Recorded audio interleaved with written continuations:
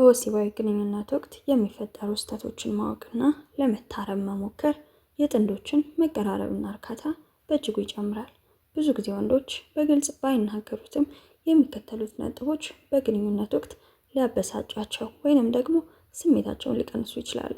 ሰላም፣ እንዴት ናችሁ? ይህ ስለ ፍቅር ነው። በዛሬው ቪዲዮ ፍቅረኛሽ በወሲብ ጊዜ ሊያስከፋው የሚችላቸውን እና አንቺም የምትሰሪያቸውን ስህተቶች እንመለከታለን። ለቻናላችን አዲስ ከሆናችሁ ሰብስክራይብ ማድረግ እንዳትረሱ። ቪዲዮ እንደምትወዱት ስለማልጠራጠር ላይክ በማድረግ ጀምሩ። ወደ ቪዲዮ።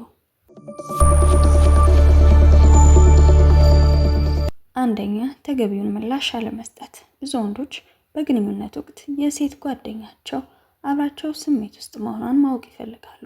ምንም አይነት እንቅስቃሴ ወይንም ድምፅ አለማሰማት እየተደሰተች አይደለም ወይንም ሰልችቷታል የሚል ስሜት እንዲሰማው ሊያደርግ ይችላል። ለዚህም ማድረግ ያለብሽ የሚሰማሽን ደስታ በድምፅ፣ በሰውነት እንቅስቃሴ ወይንም በመንካት ግለጭለት። ሁለተኛ፣ ሁልጊዜ እሱ እንዲጀምር መጠበቅ። ሁልጊዜ ግንኙነቱን እሱ ብቻ የሚጀምር ከሆነ እኔ ብቻ ነኝ የምፈልጋት እሷ አትፈልገኝም የሚል ጥርጣሬ ሊያድርበት ይችላል። ወንዶች ተፈላጊ መሆናቸውን ማወቅ ይወዳሉ። ለዚህም ደግሞ አልፎ አልፎ አንቺ ቀድመሽ በመጀመር ፍላጎትሽን አሳዩ። ሶስተኛ፣ ስለ ሰውነትሽ መጨነቅ። በግንኙነት ወቅት ስለ ሆድሽ መታጠፍ፣ ስለ መብራቱ መብራት ወይንም ስለ ሰውነትሽ ቅርጽ ከልክ በላይ የምትጨነቂ ከሆነ ትኩረትሽ ከሱና ከስሜቱ ላይ ይነሳል። ይህም እሱን ዘና እንዳይል ያደርገዋል። ለዚህም ማድረግ ያለብሽ ነገር አንደኛ፣ በራስሽ ተማመኚ። እሱ ከአንቺ ጋር ያለው አንቺን ወዶና ፈልጎ መሆኑን መዘንጋት የለብሽም። አራተኛ፣ ፍላጎትሽን አለመናገር።